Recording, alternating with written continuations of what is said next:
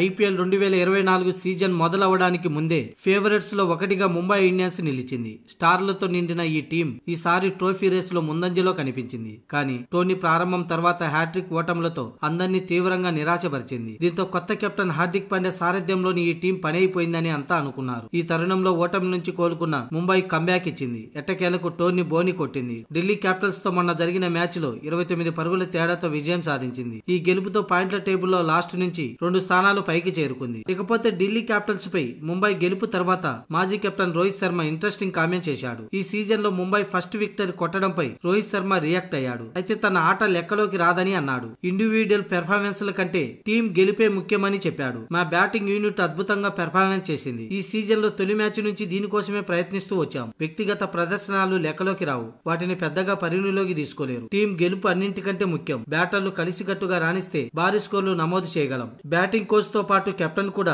ఇదే అందరి నుంచి ఆశిస్తున్నదని రోహిత్ శర్మ చెప్పుకొచ్చాడు. ఇక ఢిల్లీతో మ్యాచ్ లో హిట్ మ్యాన్ బ్యాట్ తో చెలరేగిపోయాడు. 27 బంతుల్లోనే 6 బౌండరీలు 3 సిక్సర్లతో 49 పరుగులు చేసి హాఫ్ సెంచరీకి 1 పరుగు దూరంలో అవుట్ అయ్యాడు.